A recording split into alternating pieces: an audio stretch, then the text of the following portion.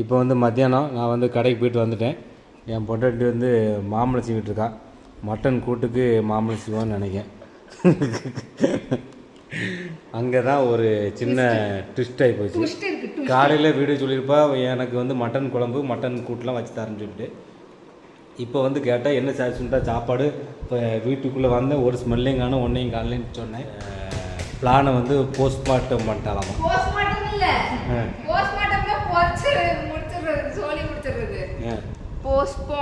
Postponed பண்ணிட்டீங்களா? அதுக்கு காரணம் நீ தான் இருப்ப. இல்ல அது காரணம் நீங்க. ஏனென்றால் அடுத்த வாரம் உங்களுடைய பர்த்டே.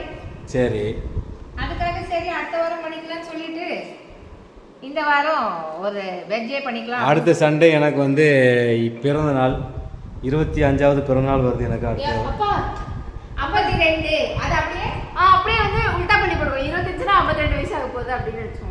25வது வயசு எனக்கு வந்து பிறக்குது. அதுக்காக என் பொண்டாட்டி வந்து அடுத்த சண்டே நான் வந்து உங்களுக்கு வந்து தடல் புடலான ஒரு பயங்கரமான விருந்து வைக்கிறேன், இந்த ஒரு சண்டே மட்டும் எனக்கு கொஞ்சம் ரெஸ்ட்டு கொடுங்க அப்படின்னு காலில் வந்து கெஞ்சி கேட்டா. சரி, அதனால் சரி ரைட்டு ஓகே, அடுத்த சண்டே பார்த்துக்கலாம், இப்போதைக்கு இந்த வாரம் சிம்பிளாக பண்ணு அப்படின்னு சொல்லிட்டு நான் வந்து அப்ரூவ்டு கொடுத்துட்டேன். அப்படி தான் சொன்னேன். ஆனால் இருந்தாலும் உங்களுக்கு வந்து நல்ல டிஷ் தான் நான் சண்டே பண்ணித்தரோம் அப்படின்னு சொன்னால் வாங்க என்ன பண்ணியிருக்கான்னு பார்ப்போமா. வாங்க. நீங்களும் காலையில் சாப்பிட்டீங்களா? என்ன சாப்பிட்டீங்க? காலையில் வீடியோவில் என்ன பார்த்தீங்களோ அதுதான் நாங்களும் சாப்பிட்டியா? என்னது எப்படி இருந்துச்சு? மகாராஷ்டிரா ஸ்பெஷல் ஷாபுதானா வடா சாப்பிட்டோம். அப்படியே கிரன்ச்சியாக இருந்துச்சு, காச்சக்கம் மொச்சக்கம் சவுண்ட் வந்துச்சு. நல்லா இருந்துச்சா? சூடாக சாப்பிட்டேன். சிஸ்டர் குட்டி இன்னும் அழகாக இருக்கு இன்னைக்கு. குளிச்சிட்டியோ? பேண்ட் புதுசாக இருக்கு. ஏன் பேண்ட் திருடி போட்டுட்டான் அவன். அது ஏன் பேண்ட்? நல்லா இருக்கு சிஸ்டி. போட்டிருக்கேன். நல்லா இருக்கு. சாப்பிட்டியம்மா? எத்தனை மணிக்கு குளிச்ச? எத்தனை மணிக்கு முடிச்சேன்? 12 மணிக்கு. ஆமாம் 12 மணி. நான் தான் சொன்னேன் காலையில் வீடியோவில் சொல்லிட்டேன். எப்படி என் பிள்ளைங்களாம் 12 மணிக்கு தான் எஞ்சி வரும், மத்தியானம் சாப்பிட்றதுக்கு தான் வரும் அப்படின்னு சொல்லியிருந்தேன். காலையில் சாப்பிட்டேன். எடுத்துட்டு வாங்க. காலையில் சாப்பாடு சாப்பிட்டேன். அது வைத்திய கஷ்டமா சைடுல ஆவாதா அது கிரியேட் பண்றது. அம்மாவும் பொண்ணும் இப்போ சண்டை போட்டே இருப்பாங்க ரெண்டு பேரும். அதில் என் பொண்டாட்டி அதிகமாக சண்டை கிடையாது. என் பொண்டாட்டி அதிகமாக டென்ஷன் பண்ணுறது இந்த எருமாடு தான். ஏன் சந்தா? ஒரு வேலை சொல்லியே என் பொண்டாட்டி பாவம் டயர்டாயிடுவான். ஆனால் எருமாடு மாதிரி எருமை மாட்டுக்கு மழை பெஞ்சது மாதிரி அப்படியே உட்காந்துருப்பான். அப்பா நம்ம தம்பனையில் வந்துருச்சா இல்லையா பாப்போம். மகாராஷ்டிரா ஸ்பெஷல் வடா எப்படி போட்டுரு, நல்லா தான் இருக்கு. பழம் வாங்கியிருக்கா?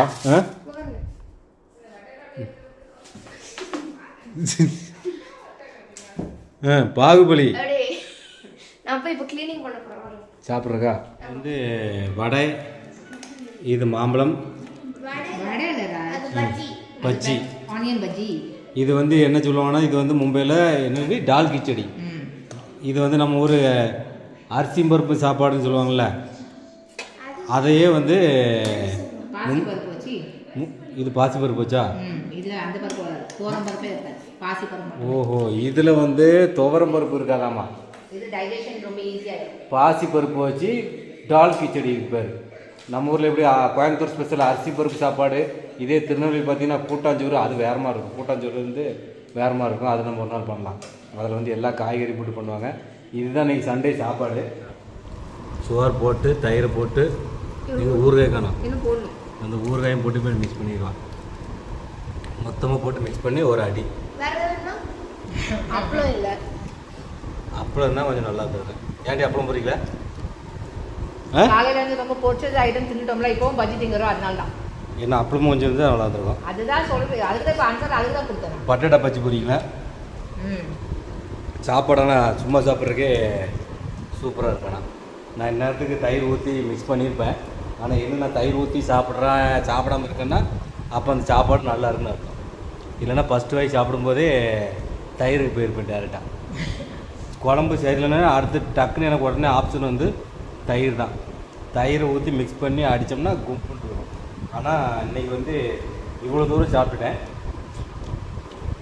சாப்பாடு வந்து அருமையாக இருக்குது. மைல்டாக அவன் எடுத்த உடனே சாப்பிட்டு கூட பார்க்கல. நான் பாதி என்ன சாப்பிட்டு பாதியா பாதி சாப்பிடணும் ஒரு ரெண்டு இப்பதான் வாய். சாப்பிட்றதுக்கே உட்காந்தா 2 வாய் தான் பாதியம் அவளுக்கு. ஒரு 2 வாய் வந்து நான் சாப்பிட்டு அதுக்கப்புறம் தான் அப்போ தயிர். உங்க அம்மா சாப்பாடு நல்லா இல்லைன்னு அர்த்தம் தானே? இல்ல பருப்பு சாப்பாடுனா தயிர் சாப்பிட்டது, டால் கிச்சடினா தயிர் சாப்பிட்டா தான் நல்லா இருக்கும். தயிர் போட்டு அடிச்சா தான் உனக்கு சேர்த்து டால் கிச்சடி. அப்புறம் நாங்க இன்னைக்கு எடுத்து வச்சுக்கிட்டோம். நாளைக்கு ஆடி பெருக்குங்கிறதுனால கொஞ்சம் சரி நான்வெஜ் வேண்டாம் அப்படிங்கிற ஒரு முடிவு வேற நாளைக்கு இன்னைக்கு நான்வெஜ் பண்ணோம்னா என் முன்னாடி அது ஒரு 2-3 நாளைக்கு எப்படி இருக்கும் அது செவ்வாழை வரைக்கும் இருக்கும். 2-3 நாள். ஆமாம், ஏன்னா 4 கிலோ வாங்கி தருவாங்க அவரு, அதனால 1/2 கிலோ வாங்கிட்டு வாங்கி கொடுக்கறதே 1/2 கிலோ. இது 10 நாள் ஓட்டு வராம இவரு. ஏன் 1/2 கிலோவா? போய் பேசுறீங்க? 1 கிலோ. என்னைக்கு 1 கிலோ வாங்குனீங்க நீங்களா? எம்மா போய் பேசுறது அளவா பண்ணுங்க. இப்போ எவ்வளோ வாங்குவேன்? 3/4 கிலோ தான் வாங்குவேன். வெறும் வா 3/4 கிலோ வாங்கினாலே 3 நாளைக்கு வைப்பேன். அது பத்திரப்படுத்தி உங்ககிட்ட காப்பாத்தி வைக்கிறாங்க. வைக்கிறே இல்லையா 3 நாளைக்கு? அதை சாப்பிட்டு அடுத்த நாள் மத்தியானம் வரைக்கும் ஏதோ கஷ்டப்பட்டு நான் வைக்கிறேன். மத்தியானம் வரைக்கும் நைட் வரைக்கும் எப்படி 2 நாள் ஃபுல் டே ஏங்க சும்மா போய் சொல்லுவாங்க அம்மாவுக்கு.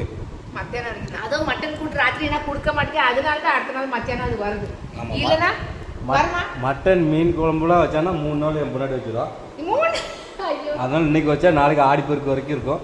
நாளைக்கு வந்து ஆடிப்பெருக்கு ஸ்பெஷலாக வந்து சாமி கும்பிட்டு போகிறாங்க. எங்கேயாவது வெளிய கூட்டிட்டு போவீங்களா? மாட்டீங்களா? வெளியே கூட்டு போகிறது தான் பிளான் போட்டேன். பிளான் வந்து கொலாப்ஸ் ஆயிடுச்சு. புயல் வெள்ளம். நீங்க இப்ப எங்கேயாவது வேற எங்கேயாவது பிளான் போடுங்க, கிளம்புவோம். வேற எங்கேயாவதா? லோக்கல் லோக்கலில் எங்கே போகலான்னு காய்ஸ் கமெண்ட் பண்ணுங்க. வேற வேற. அதுக்கப்புறம் தான் நாங்கள் போவோம். இது சாயந்தரம் இது ராத்திரி வந்து தான் ராத்திரியா? அப்படிதான் போடுவோம். அப்போ அப்படியே போடுவோம். நாளைக்கே போடுவாங்க எப்பயோ. அதுக்கப்புறம் அவங்க கமெண்ட் பண்ணுவாங்க. அதுக்குள்ள ஸ்கூல் அடுத்த நாள் நீங்க கம்மன் எங்கேயாவது போங்க. ஏதாவது கிளம்பி இப்ப பிளான் சரி பண்ணி ஏதாவது சொன்னாலும் எங்கே போகணும்னு சொல்லுவாங்க. நான் போன்ல இன்னைக்கு வந்து வெளிய எங்கெல்லாம் போலான்னு சார்ஜ் எல்லாத்தையும் உங்களுக்கு தர்றேன். சார்ஜ் பிட்டுக்காரு ஜெமினி ஏறிட்டுக்காரு எங்கே போகிறாங்க சட்டில் வைக்காம எங்கடி போட்டு சாரி. ஒரு புருஷனை மதிக்கிறியா பாரு. வெளியே நாய்க்கு போகிற மாதிரி டபக்குன்னு போடுறேன். சரிப்பா. இதுதான் எனக்கு கிடைக்கிற மரியாதை. பார்த்துங்க வீட்டில் இதெல்லாம் வந்து ப்ரூஃப். நாளைக்கு எனக்கு எதாவது ஒன்றா என் பொண்டாட்டி தான் காரணம். அவ்வளோதானே? காலையில் நல்ல பொண்டாட்டின்னு பேசுனீங்க. நான் மத்தியானம் ஆச்சுன்னா இப்படி பேசுறீங்க. உண்மையா இருக்கு. நாளைக்கு வந்து ஆடி பெருக்கு. என் பிள்ளை வரை எங்கேயா கூட்டு போகணும்னு சொல்லிட்டு இருக்கேன். நான் தான் ஆக்சுவலாக சொன்னேன். இந்த 2ஆம் தேதி இன்னைக்கு 2ஆம் தேதியா 2ஆம் தேதி கேரளா கூட்டு போகிறேன்னு சொன்னேன். ஆனால் மிஸ் ஆகி போச்சு.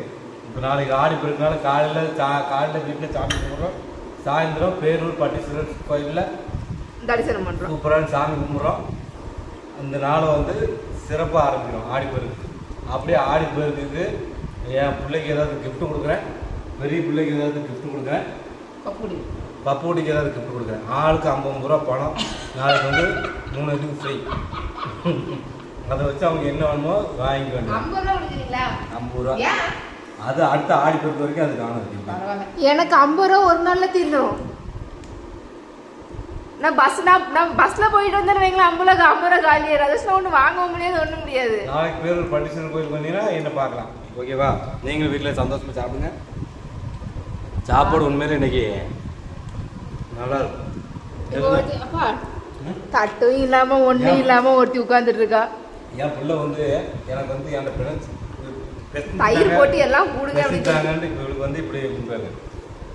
இப்போ தயிரை போட்டு கொஞ்சம் இல்லப்பா, அது சாப்பிட அளவுக்கு அந்த தயிர் இருக்கு. அதில் வந்து கொஞ்சோண்டு வாசத்துக்காக கொஞ்சோண்டு ஊறுகாய், அப்புறம் மீதியை இப்படி சைடில் வச்சிடணும்.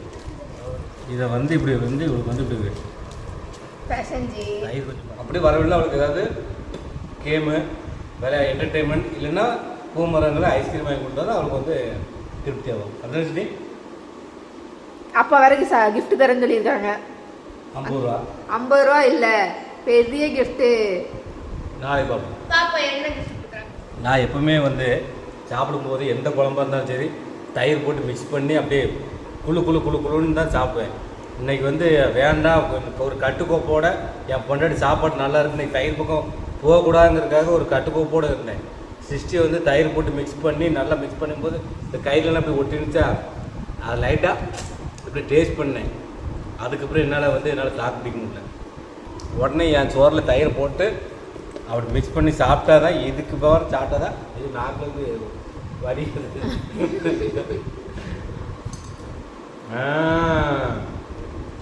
அது ஒரு தனி டேஸ்ட் தான். ஏன்னா என் பொண்டாட்டிக்கு வந்து அந்த மாதிரி பிடிக்காது.